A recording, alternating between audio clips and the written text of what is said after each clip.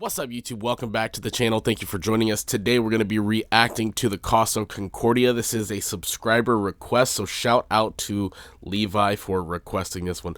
This one's going to be a bit long, so let's see how it goes. The Costa Concordia, ship of dreams. It's been 8 years. Already, I can still smell the buffets from their 5 restaurants. The casino and 3-story theater had hardly been used. The gym, the day spa, the sheets in her 1,500 luxurious cabins hadn't even been slept in. Costa Concordia cost $570 million to build. And you could tell. You could really tell.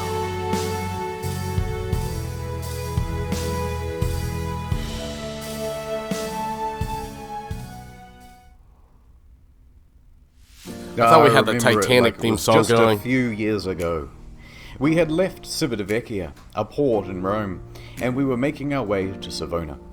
It was day 2 of our 7-day journey.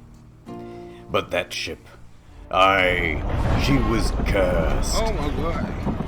When she premiered, the traditional bottle of champagne bounced right off the side instead of smashing. That's not a good sign. But I'm not the superstitious type. Nothing could go wrong on Friday the 13th of January, 2012, On the 100th year anniversary of the Titanic, on a ship that's also only safety rated for 2-compartment flooding. Especially not when you have a 5-star max-level captain like Francisco Scatino, a man who mysteriously rose from head of security to the position of captain within just a couple of years. He knows exactly Maybe he just what to knew do what he in was case of doing. an emergency. For example, when he caused this emergency in 2008 when he crashed into a port in Sicily. And in 2010, in Warnemünde, Germany, when he was steering a different ship and came into port too fast and caused Holy another collision. crap. I've got a good feeling about this. So let's set the scene. It's a beautiful evening. People are having fun on the slides, drinks at the bar. Antonio Magnotta is playing piano at the restaurant. Martin the Magician is setting up for his show. And the ship is setting up for a little detour. It's called a sail-by salute. Basically, you get real close to the shore and honk the horn. The locals hate it, but the customers love it, and it's a tradition. Scatino, the captain, comes into the dining hall with a lady, Domenica Samorton. Remember this face, because you'll be seeing a lot of it later. Okay. Scatino eats his dinner with her, and socializes for a little while. Then he, Domenica, and the maitre d' finish up and excuse themselves. They're heading to the bridge. It's time for that sail-by salute. This time, they're going to get closer than ever. Just 1,500 feet from the island of Giglio. I wonder And if how they are end they up going to running determine this beach distance? or beaching Well, of themselves. course, the captain is going to eyeball it. Apparently, it's not an uncommon thing to do. Scatino turns to the fella steering, his helmsman, Jacob Ruslibin. First interesting tidbit. Costa Crociere has hired Jacob from Indonesia at a rock-bottom price, and he's a bit of a newbie to the job. In fact, his profession hitherto, a painter and a cleaner. It's his first time steering a massive ship, and he's very excited. What could go wrong? At least, we think he is. It's hard to tell, because he doesn't speak English or Italian very well at all. Off to a good start. The second-in-command orders the helmsman to 290. Now, don't be confused by these numbers, they're just the degrees on a compass. At the same time, the captain whips out his cell phone and calls former captain Mario Palombo, who lives on the island. They chat about the safe distance to Giglio's shores. It's all very casual. Anyway, Mario says that the safe distance is between 0.3 and 0.4 miles from shore. The captain is going all in. This is not his first sail-by salute, so he's confident in what he's doing. We're going closer than we've ever been before. I feel like when people do this, it's to impress people, right? We buy things to impress people that we don't like. I have a feeling he's just trying to impress this girl, potentially, by taking this ship and putting a whole bunch of life and property damages Lives and property damage at risk. So never a good thing just to stroke your own ego. The captain's eyeballing it again. New heading of 300, he tells the helmsman. Downstairs, Martin is about to cut his assistant in half. And of course, that means that there's already a lady inside this box. She's waiting for the cue, and then she'll poke her legs out. The captain is giving more orders. Pulling gently to 310. Increase speed to 16 knots. Going this fast is going to be a fatal error. But before we talk about that, let's talk about another big problem. Language barrier. Because at this point, the captain says 325, but the helmsman relays 315. So the first officer intervenes, and he goes, no, 335, which is also wrong. And then the captain clarifies, no, 325. The helmsman confirms 325. Their poor communication has them moving at a much wider angle than they think they are. However, the captain should and would know this, except for the next problem, complacency about procedure. The standard procedure of a ship this large is for the third officer to give exact positional coordinates every time the captain gives a new directional order. But they're not doing that. 330, he says. The helmsman relays 330. The ship reaches 16 knots. The captain then turns to the second officer and instructs him to go to the left wing. That's these things here, and they basically exist so you can get a better view over the whole vessel. Okay. A few seconds pass, and then the mood starts to turn. Scatino notices white foam of waves breaking against the rocks directly in front of him. Yep, he's gonna run aground. The Costa Concordia, right now, is almost 700 meters closer to the rocks than it should be. Without deviation, there is going to be a direct collision. Oh, shit! Scatino immediately commands the ship to start turning away. 335. Not enough. The captain shouts, 340. The captain yells, 350. Now, remember how I said that accelerating to... That's because it's made this ship incapable of such a drastic turn. Yeah, no, it's gonna flip. What they've got is understeer. Here's an example. The front end is not working. You're turning, and you're just going straight. You want to go over here, but you're going to end up over here. So despite the order of 350, right now the bow is still only pointing at 327. Not nearly enough to miss the rock. And oh no, it's about to get worse. That language barrier again. In these critical moments where every second counts, the helmsman wrongly relays 340. The captain snaps back, 350 starboard or we end up on the rocks. The third officer goes to assist the helmsman. Now, don't get confused by the orders from here. We're changing over to rudder instructions. Okay. The captain yells, starboard 10, starboard 20, and still it's not enough. Hard to starboard. That means as hard as it'll go. But at this point, even if they clear these rocks, they need to get the rest of the ship to swing around it. So the captain yells, midship, which centers the rudder. The bow is now less than 150 meters from Skull Rock. Port 10. But the helmsman only gets to port 5 before another order is given 2 seconds later. Port 20. They might just avoid disaster here, maybe. But then, oh no. One more time, the helmsman cocks up at the worst possible moment. The helmsman What happens? goes to starboard instead of port, undoing the swing. 8 seconds later, he realizes the error and corrects, but it's too late. He has just turned a probable near miss into a sure hit. All they can do now is hold on as the bow of the ship narrowly passes by the rocks. Hard to port! The second officer yells, "We're gonna hit!" Collision. All because the captain couldn't check his ego in the first place.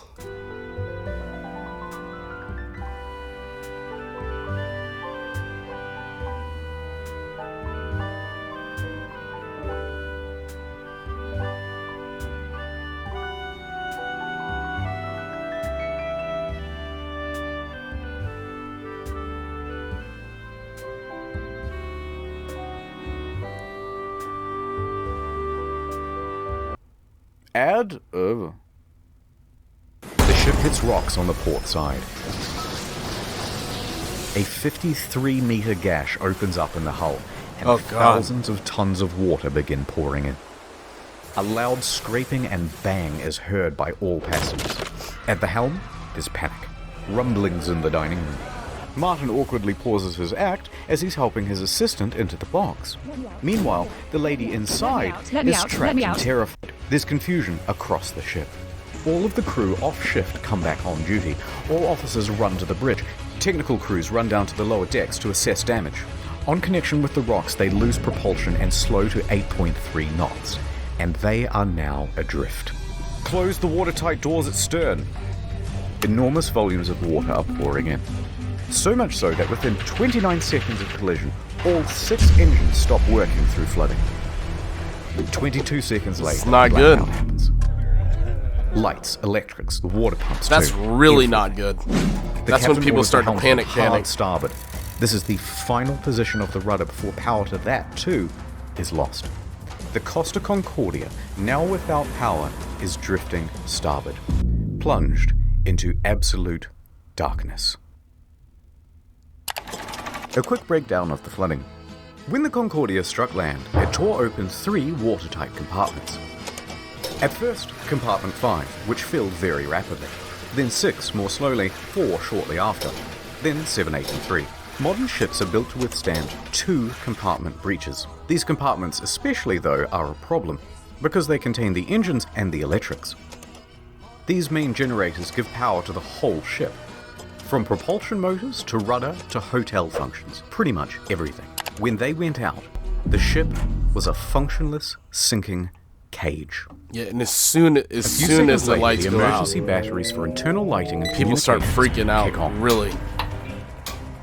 When the lights come back on, Martin has vanished.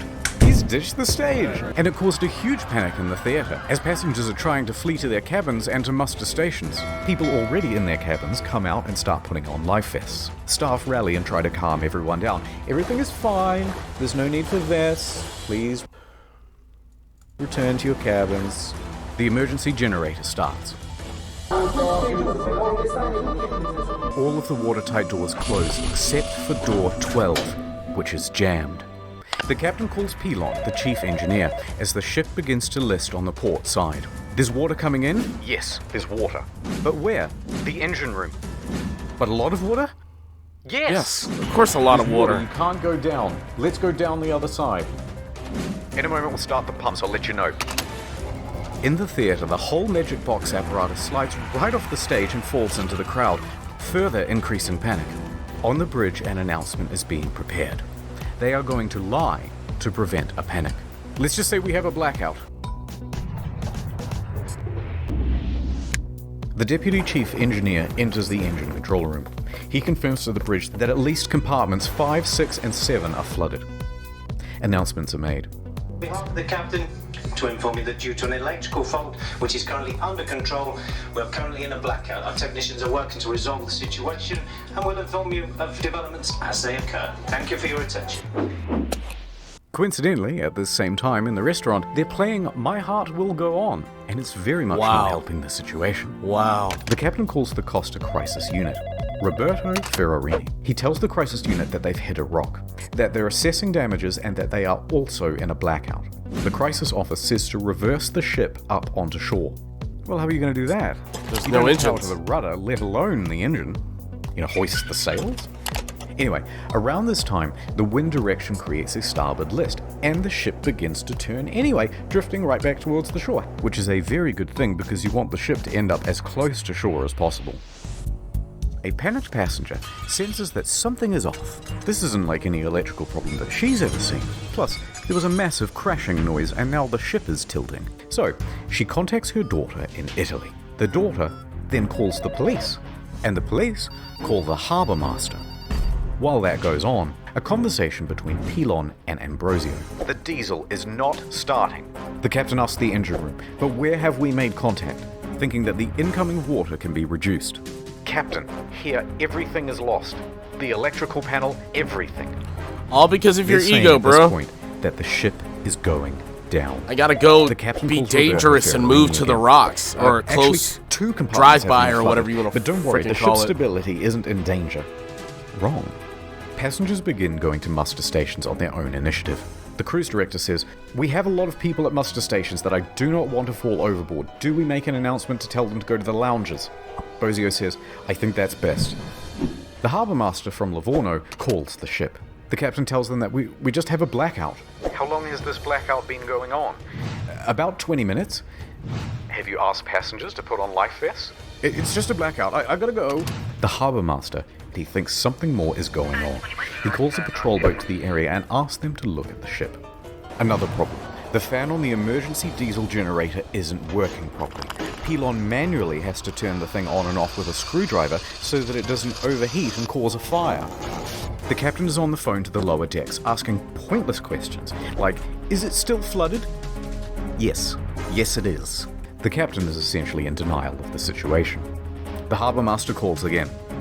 Finally, he says, "The ship is taking on water through an opening in the left side and the ship is listing." He qualifies with, "No one dead or injured." The harbour master asks if he needs help. "Just a tugboat?" When in reality, they need a full rescue. With 3 compartments flooded, the captain finally realizes that things are really bad, and they are not. The Coast Guard orders every available ship to the scene.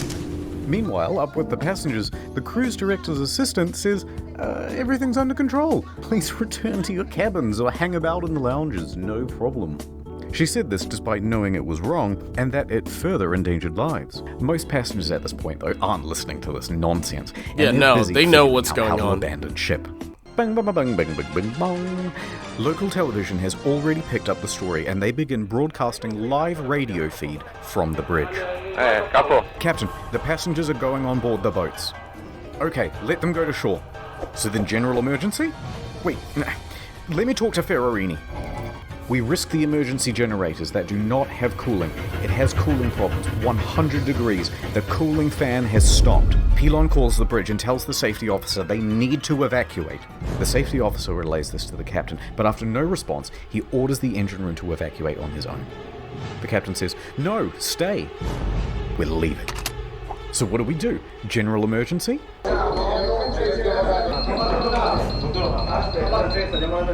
The captain tells Ferrarini that he's abandoning ship. Abandoned ship! Another announcement is made. Ladies and gentlemen, your attention please. The situation is under control. Please remain calm. But at this time, proceed to your muster station. They're located outside on deck. The most heartbreaking thing is hearing the children in the background just crying, being scared out of their minds. You know, as a father myself, I couldn't imagine being in this situation because you truly understand at that point, just save my child, just save my child. The Livorno Coast Guard calls again. The captain declares distress.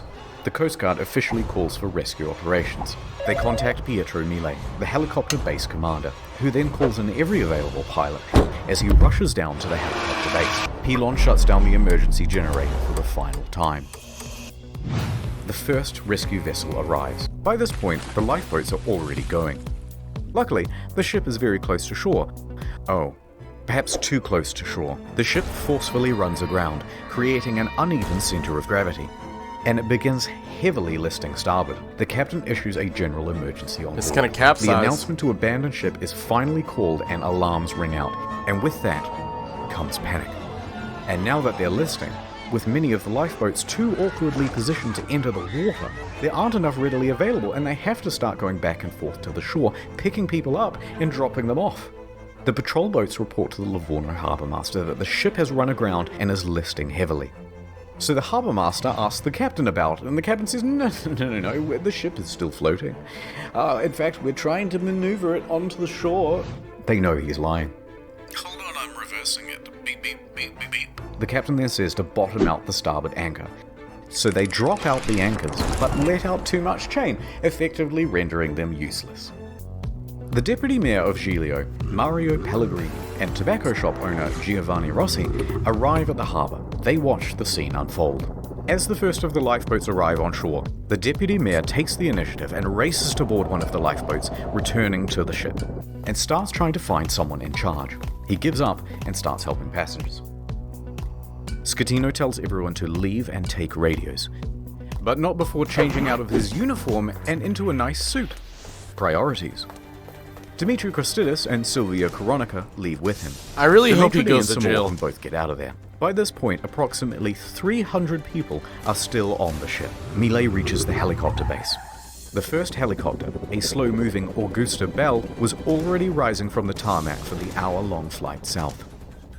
Bozio is the last crew member left on the bridge, coordinating evacuation. He then leaves to help passengers board lifeboats. The bridge is now abandoned. And then, the ship's black box stops working. Apparently there were technical problems with it. That means, from here, things are going to get a little foggy in detail. A while later, rescue helicopters arrive, but they're struggling to find the ship because they're expecting it to still be well above water.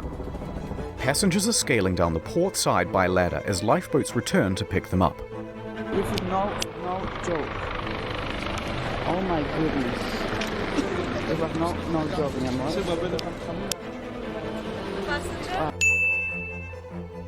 Yes.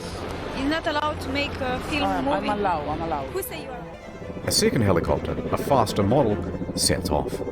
The ship stops healing and comes to a... At that point, when they were like, you're not allowed to film, it's kind of like, just like, fuck you, bitch. Don't tell me what to do. We just went through a fucking crisis. You can kiss my fucking ass. But, you know, that's the American in me. final resting place. Now the Coast Guard calls the captain because he's just learned that the captain has abandoned ship. The captain claims, no, actually I slipped and I fell into one of the lifeboats. I'm a klutz. But now that I'm on board, I may as well head back to shore. DeFalco tells the captain to get the fuck back on board. And the captain kind of acts confused and then effectively refuses. So the captain makes it to shore. From here, we only have mainstream news reports to rely on, so it's not going to be super accurate. But they say that Giglio's police chief then finds 110 survivors on the rocks at Point Gabbianara. And among them is the captain. It's not known whether the captain helped anyone while he was there, and in fact, the police chief claimed that he just sat on the rocks and watched other people do the rescuing. A while later, a rescue boat picks up the captain and takes him to the harbour. He speaks to the police. He then finds the ship's onboard chaplain, Father Rafael Molina, and cries to him for about 15 minutes. Then he goes to the harbour master's office to receive probably the biggest dressing down of I his hope so. entire I hope life. this guy goes to jail. Port authorities ask the taxi driver to take the captain back to his hotel. The captain takes the 30-second cab ride to the Bahamas hotel. According to the cabbie, he was beaten like a dog. He was cold and afraid. He only asked me where he could buy a pair of fresh socks. But then he perked right up again and gave an interview to a news crew. He told them that he was the last to leave. The captain is usually the last to abandon ship. What happened, Captain? We were the last to leave the ship. All day Saturday, rescuers search for people on the ship. On Sunday morning, a South Korean couple is found in their cabin. It's pride and ego, man. Pride and ego, it'll kill you every time. Safe, but shivering. They had slept through the crash and woke up unable to exit their cabin. The last survivor, Manrico Giampandroni, was found with a broken leg. He was 32 people died. The final body wasn't discovered until nearly 3 years later. A crew member, Russell Rebello, and it's believed that he died a hero helping passengers off the ship. The Costa Concordia was the largest cruise ship disaster since the Titanic. And then there's the ship. This is what happens to a 110,000-ton cruise liner when it's left half rolled over in the ocean.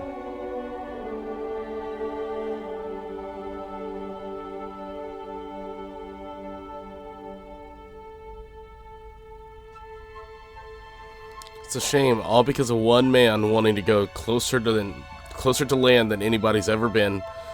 Called somebody, asked the safe distance, and ignores it anyway. Just, it's absolutely ridiculous.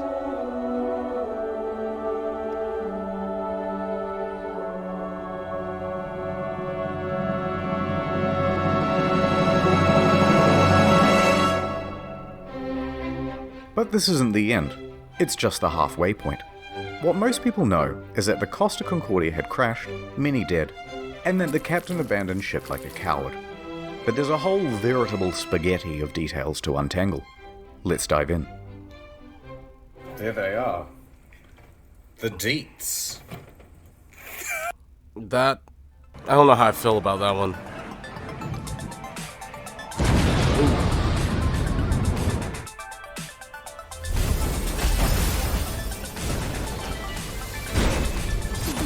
Blue box time. The Costa Concordia was more than just a floating resort. There's a mall, a casino, cha-ching, cha-ching. This iron chest was full of safes and cash registers and expensive fittings. And there were plenty of gamers prepared to sneak by authorities and try their luck in the hot zone. Within days, police divers reported that valuable items, once seen lying around the ship, were now missing. High-end liquor, expensive furniture, dining sets, cash from the casino, cash registers, jewelry and display cabinets, safes, Japanese woodblock prints by famous 18th century artists, as well as the iconic bell, which hung from the bridge of the ship. It was never found. Who steals a big fuck-off bell? Someone Even does. the server admins were getting involved. 4 divers who were part of the company contracted to refloat the Concordia were spotted on CCTV, sneaking out to the ship. A patrol boat was dispatched, and the men were caught inside the fancy suites with rucksacks full of stolen goods. The 4 men are charged with stealing and thieving and pinching. Later on, stolen as well as legitimate items found their way to Amazon and eBay. Chips from the casino, postcards, and cabin access cards became highly sought after souvenirs. That's so weird that people buy Some this Australian stuff. guy even made a listing for the ship itself, advertising it as buy. We call ourselves Logan's Roadhouse for a reason. We're not an overly fancified steakhouse. We make great food and serve it up with a smile. So if you're in the mood for to collect. And although there were plenty of bidders, eBay pulled the plug.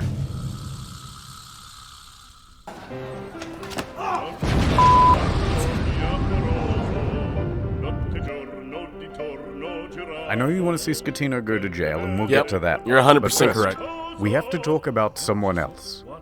Dominika Samorton. That was a close one. There was speculation that she was on the bridge that evening because she was the captain's mistress. Ooh. Tense media speculation reports that her presence distracted the captain. They both denied their love for years and maintained that they were just friends. Although she did later admit to the media that she found him handsome. And how could you not? You so fucking precious when you smile. But she says there was no romantic link between them. Some people would like to believe, they want to know I have something with him. It's more interesting. It's like, you know, some spicy in the story. Miss Samorton also loved the spotlight, however, Everyone, oh look! and took several interviews. But as the pressure mounted upon her, she began making ominous threats to Scatino, saying he must confess, and that you have but 1 week to come clean. But things from here get weird. Spicy. Samorton is a bit of a wild card. In a subsequent interview, she claimed a helicopter came to the ship well before the other rescue craft to take away a package. Huh? And what was that package? Drugs, apparently. So rumors began that the ship was running narcotics for the mafia. And not without cause. A number of cruise ships, even recently, have been caught trafficking drugs. As an aside, Scatino was tested for drugs immediately after the crash. He tested negative for drugs in his system, but trace amounts of cocaine were found in a hair sample. Makes it smoother and less dry. Nonetheless, the Concordia was searched and no drugs were reportedly. Of course he's on drugs, man. Like, ego and pride and like all that stuff, it's hell of a drug. Hell of a fucking drug, man. And just the fact that you're willing to risk all these people's lives for that, it's a shame. It's a shame. I know I keep going on about the same thing, but it's true. Like, we really have to learn to break away from the ego that we have and humble ourselves. Ever found. How did we get here? Oh, right, a helicopter. Samorton commented on it again the next day and said, actually, that helicopter was just for the captain as a means of evacuation from the ship. Okay, wait. So she expected to get some sort of first-class rescue while everyone else was still stuck on the ship? Wait, how did we get here? Oh, right, sex with the captain. Divers were quick to head to the captain's cabin where they found Miss Samorton's lingerie and other articles of clothing as well as a makeup bag.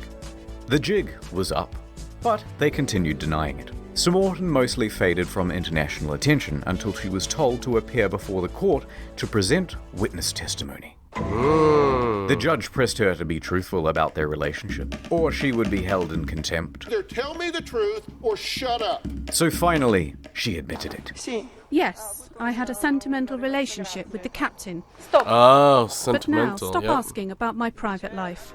She was indeed the captain's lover.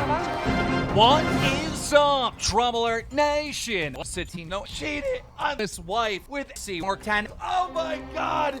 She and Scatino Very had good been job having with an the affair editing on for that one. That several was weeks. nice. Good job. She also said that on the night she boarded, she didn't have a ticket. Ticket, please. And didn't need to pay because nobody questions you when you're the captain's lover. Naturally, she gave another confusing interview after leaving court. I want to say that today is the second time I die, because the first time I died in the night of the crash with my psychological brain and problems. And today I died the second time because, of course, people find out something that I try to hide.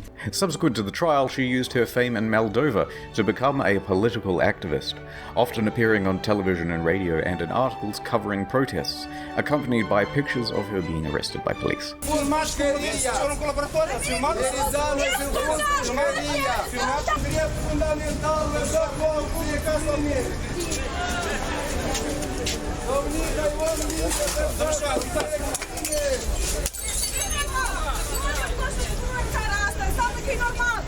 It was some stuff about victims of violence, women's rights, Girl power. yada yada yada, and interestingly, part of a push to block the sale of shares of Moldova's train network to Russia. Sure. Other than that, I don't really know what she's been up to. Let me just check on her Oh god, not again. No. No, she does not need to be anywhere near a control room of anything.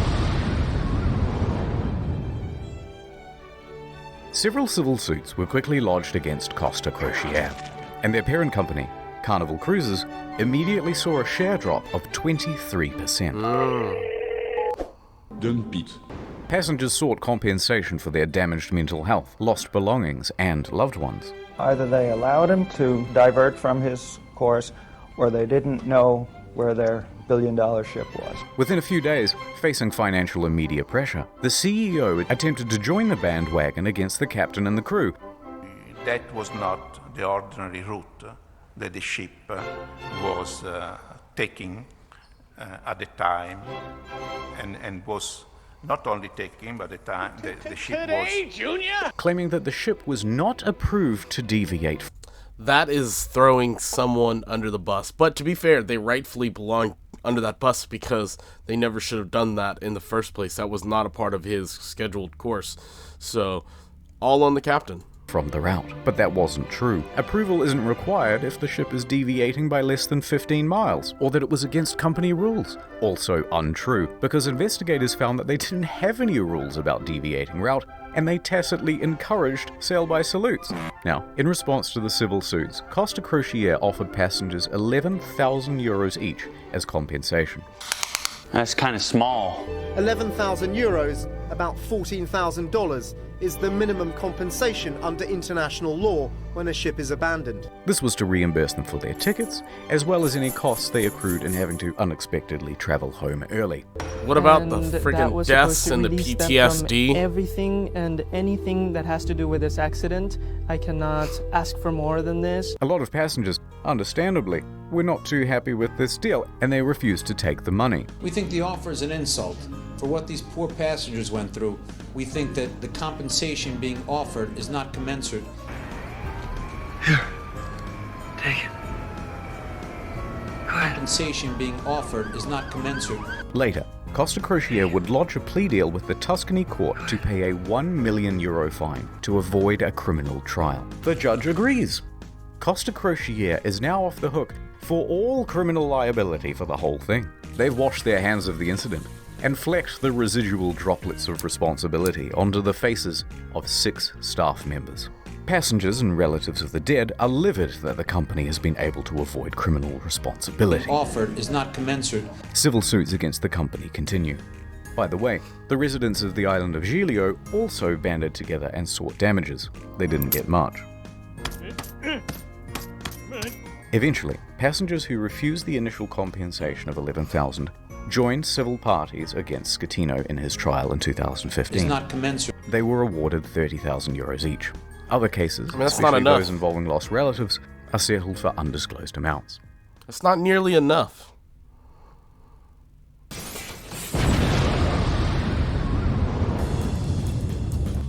New York attorney Peter Renee traveled to Budapest to represent 6 real survivors of the disaster. At Renee, we personally work on every case. And we'll work harder than anyone to get you the most money possible in the shortest amount of time. And while on the job, a 7th case cropped up via email.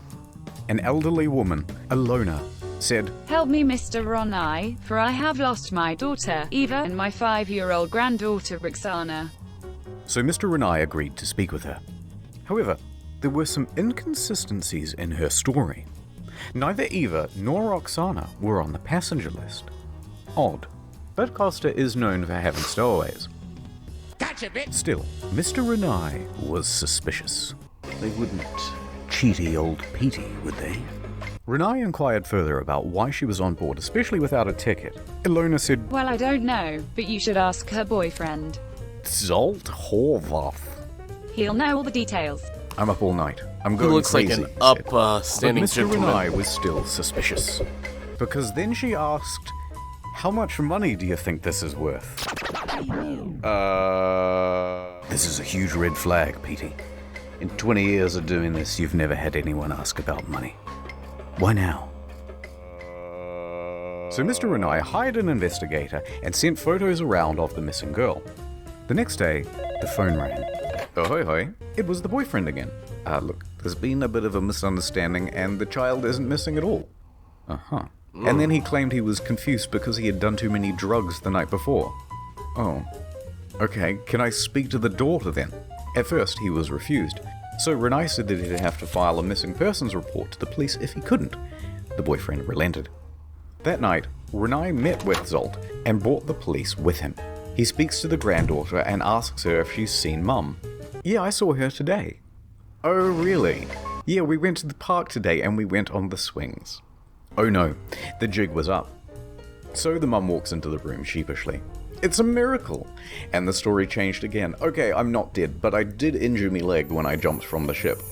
And then I immediately flew back to Budapest. Although don't worry about checking my leg because there are no visible marks or injuries." Oh, Petey, I'm beginning to think they weren't even on the boat. Also, it turns out this lady isn't her mum, it's just a neighbor. Eventually, Renee managed to make the pair confess. And then they said, "Hey, we haven't done anything wrong. We haven't taken any money." And in the end, it looks like there'll be no criminal punishment for the scam, because Hungary, a former communist country, has no laws against insurance fraud on the books. The law firm that never sleeps, call 1-800-6647. Oh, that's a bad idea. Oh, that's a very bad idea. Yep. Vada a bordo. Would you teach me some Italian? Oh, of course. Get back on board, for fuck's sake. Okay, thanks. Oh, I probably Gregorio shouldn't have DeFalco, the naval officer said who that without shouted knowing at what I Scatino just to said. Vada a bordo caso, became a bit of a national hero overnight in Italy. He, like the rest of the world, expected Scatino to go down with the ship.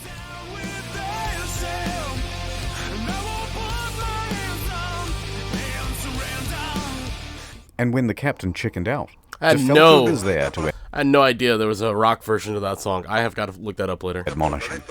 And when he stopped answering the radio, he called him on his cell phone to continue putting him on blast. When the captain first reported just a blackout, DeFalco didn't believe the story and immediately began preparing a rescue effort, which likely saved several lives. His actions were applauded by most Italians who were tired of their public servants being corrupt and avoiding responsibility. Accordingly, shirts sporting Vada a bordo caso were being printed by the end of the week, others setting it as their phone's ringtone. But then, in September 2014, without warning, DeFalco was transferred to an admin role in the Coast Guard. Hear what I said? You've been demoted. DeFalco said that he had been passed up for promotion, that he had also not been told which admin office he was even being transferred to, and that it all effectively cancelled 10 years of his career.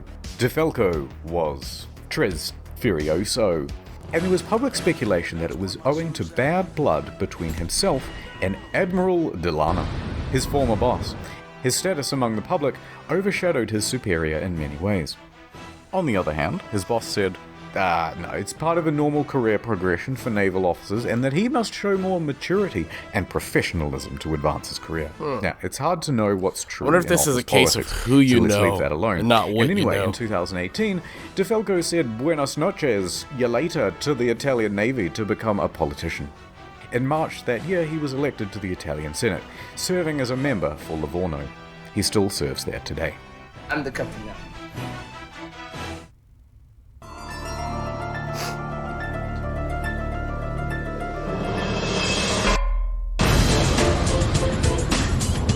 Goosebumps? Really? The day after the disaster, Schettino was taken into custody by police and underwent questioning. However, it was clear that this would not be a straightforward investigation. So the judge released him under house arrest at his home in Sorrento, a town in Napoli. By July of that year, the house arrest was relaxed and he was allowed within this general area. While under house arrest, he wrote a book with this journalist from Rai magazine. I have no idea what it says, I don't speak Italian. But goddammit, he must have some kind of charisma going on, because there's been a lot of speculation in the press that he had an affair with her as well. You can't keep getting away with it! Hold on, I got it. Not content with abandoning his ship, this dude is determined to abandon his wife as well. So, Schettino and 5 others are facing criminal charges. Straight away, everyone lodges a plea bargain. The bad part, right, is the crew is going to go down for this too, and it's really the captain's fault for being arrogant and pompous.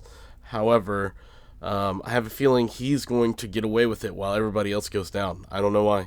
Bad guys sometimes win. With the court. And all of those plea bargains are accepted, except for Schettino's. And the condition of everyone's reduced sentences are that they must provide witness testimony against Schettino. Oh, never mind. I stand corrected. Hallelujah. He touched me. Ciro, Jacob, and Silvia were all given suspended sentences. Roberto and Manrico are able to opt for community service or house arrest. Not a bad deal. A good deal. Good deal. All on his own. Ciro, the first officer, was the first to give his testimony. On the witness stand, he claimed that Schettino was distracted by his mistress and other guests on the bridge. Oh my god. Sounds right. That there was confusion over who was in command. Then it was Jacob's turn, and he said, From early morning till late at night. So many fucking ads, man. Now XD, because he didn't actually bother with his testimony or his reduced sentence. He just fled the country. It took authorities 12 months to eventually track him down on the outskirts of Jakarta. And when they said, "Oi, we still want that witness testimony," he just scalped again. And he hasn't been found since. After that, Ferrarini gave his testimony, then look, we don't have time to relitigate the whole trial, so let's just go straight to the verdict. Guilty! Good. Schettino was found guilty of multiple manslaughter, causing a shipwreck, abandoning ship, and lying to authorities. He is sentenced to 16 years and 1 month in prison. It's not long enough. That's not long enough. But wait, there's still the appeals. The appeals trial begins. And the verdict on the appeal? Surprise! Rejected! So Schettino's lawyers appealed again. And the verdict on the final appeal?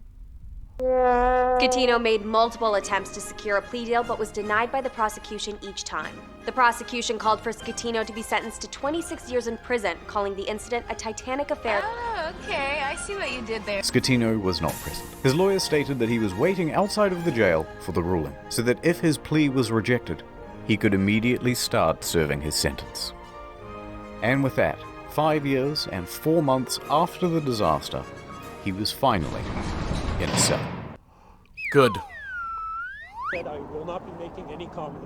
Oh, that hurt.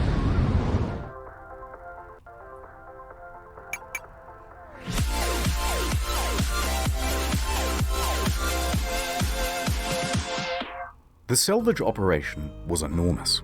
It took over 2 years and cost an estimated $1.2 billion. Beginning in early 2012, they first spent 2 months pumping fuel from the ship's tanks. At the same time, they had to pump seawater in so that the balance wasn't affected and the ship didn't slide around. In early 2013, a platform was built under the ship to prevent it from falling further. Sponsons were then attached to the sides of the ship and cables attached to the underwater platform. The sponsons were then dragged underwater and opened up to allow the ocean to fill them. The ship could then roll over properly. By late 2013, the ship was upright once more. The sponsons were then attached to the side of the ship to help keep it balanced. It now rested partially above water and crews could walk around safely. By July 2014, the water was removed from the sponsons and compressed air was pumped in to lift the ship. And she was ready to cruise again. This time to a port in Genoa. It was a 4-day towing journey to the docks where a 2-year process of dismantling and recycling would begin. That same weekend, a lot of metal. Schettino was busy. He was the guest of honor at a white party on an island in the Bay of Naples. He appeared on the front page of a local newspaper, flanked by 2 of Italy's most eligible bachelorettes.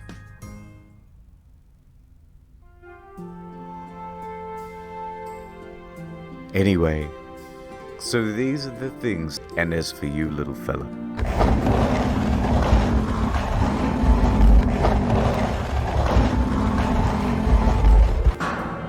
Well, it's time to return you from whence you came.